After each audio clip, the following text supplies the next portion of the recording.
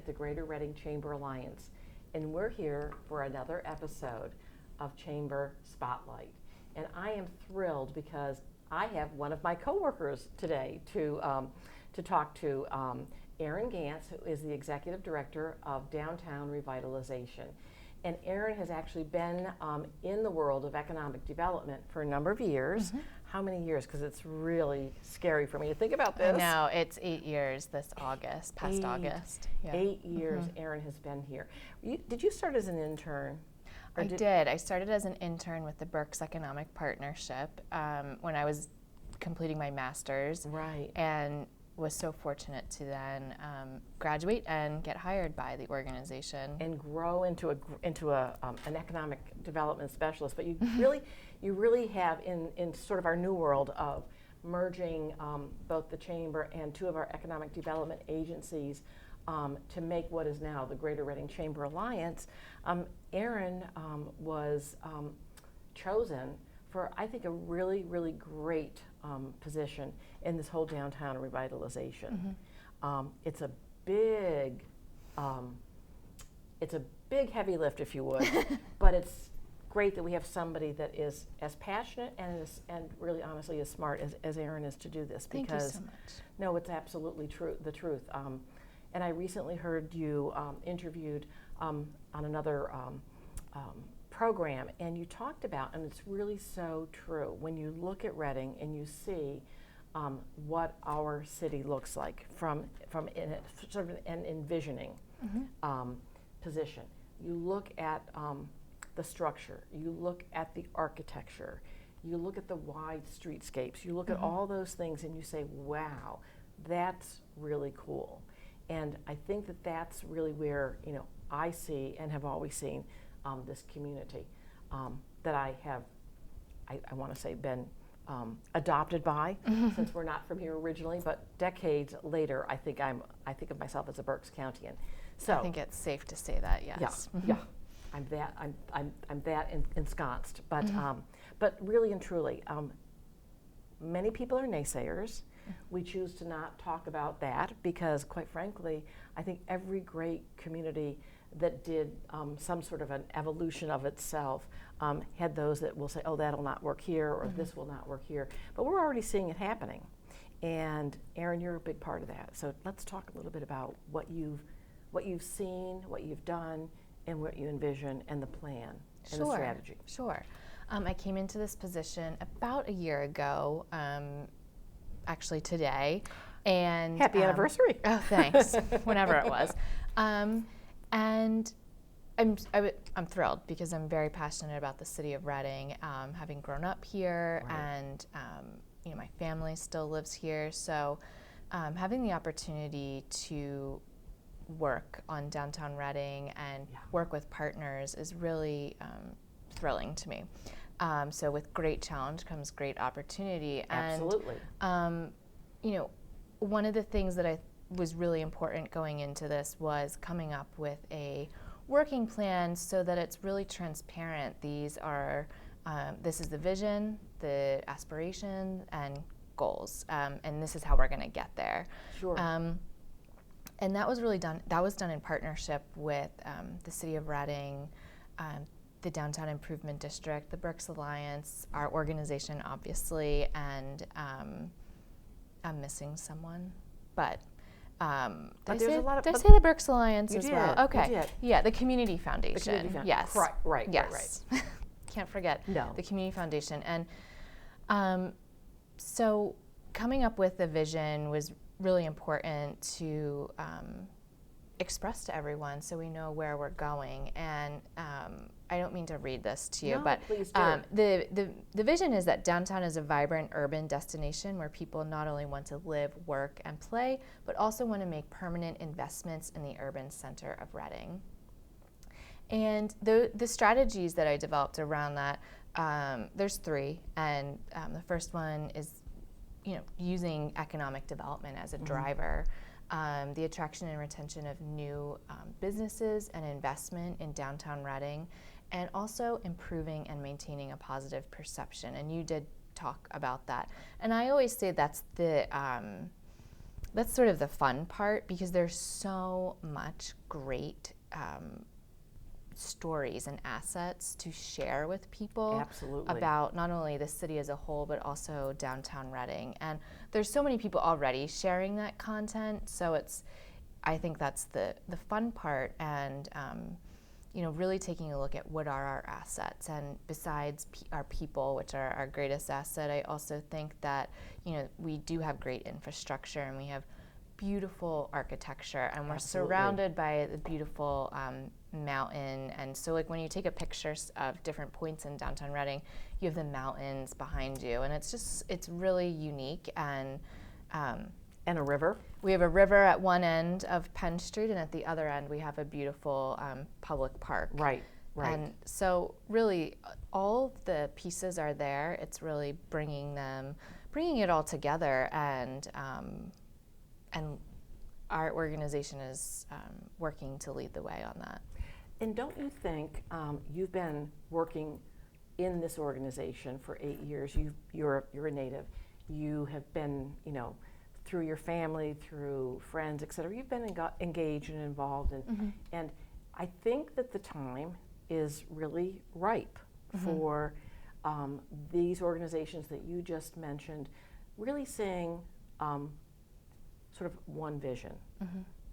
Would you say that might be the biggest challenge, and maybe perhaps the greatest hurdle that we saw, at least I've seen in the 20 years I was chamber and now our merged organization, is to really see where we can just simply, and I say simply, but where there's common ground for the good of the all, if you will. Yeah, I agree. I think that we're at that point, and we're at a critical mass now, and now it's starting to implement some of the ideas and vision that's been put forth over, let's say, the last decade.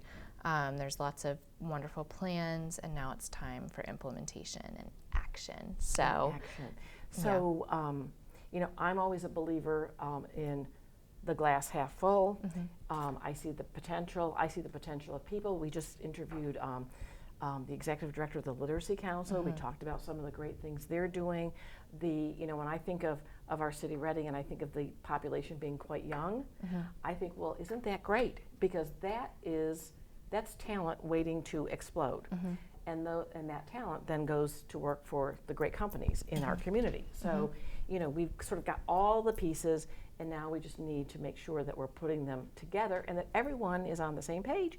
And let us do our jobs, basically. Let us do our jobs, and the community, and many of those that we're talking to today, to feel the pride of what we, where we live, and the natural resources that we have.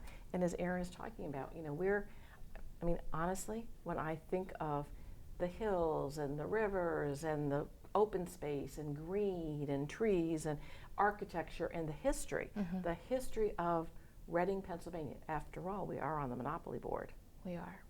So now let's talk a little bit about what some of your visioning is for. Do you have any specifics? You did a great job this summer. We had all kinds of concerts downtown that were full. We had a wonderful farmers market that just, I saw people coming and going in the farmers market. That was all Aaron working very hard, and she makes it look easy, but it's not. And that's really sort of very organic, if you will, because people coming together. Yes, and so the concerts produced by the Downtown Improvement District are a great example of getting people to come into downtown Reading when there is a large event happening. It's free, and really the strategy there is that they will come back to downtown Reading when there isn't an event, but they hopefully had a great experience in the downtown. They felt safe. They easily could park and walk to the concert. So they could absolutely do that to go to a restaurant or when they're going to a show at the arena. So that's the strategy with those concerts, and I believe that is working. And with the Penn Street Market, in addition to healthy food access for the residents that live in and around the downtown, it's also really important because it's activating the corner of North 5th Street and Penn Streets every week consistently for 17 to 18 weeks, depending on the year. This year it was a 17-week long season, and we're coming up on the end of the season. But so you have those two things happening at the same time. And a great success story is Gourmand Food Truck has been coming to the market since it's evolved into what it is now at 5th and Penn Streets, and they've opened a brick and mortar store, deli, in downtown. Yes. So which is wonderful it is. For us. Yeah. Delicious food. So that's a great success story for them. And they've also participated in a lot of downtown events in general. One of the things, interestingly, that I just was doing with our Executive Vice President, Pam, is going through a map of the downtown and really identifying where there's been development, where there are new opportunities.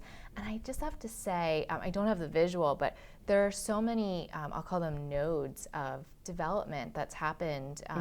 The DoubleTree, the Arena, the Goggle Works and the apartments that are there, the IMAX Theater, anchored by Rack and the river. And, the redevelopment of the Franklin Street Station, where now a gastro brew pub is going. That's going to be very cool. Yeah. So you start to look at the map, and that really also visually, in addition to having a written vision, this really visually starts to chart the path for downtown. And when you're talking to investors or businesses and say, well, there is activity happening, here, here, and here, and here's where the new opportunities are. So that's been a great exercise. And one of the things I didn't mention is that it's great to have a plan. I talked about all of these other plans that exist, but what's really important in the work plan that I developed was measurements of success.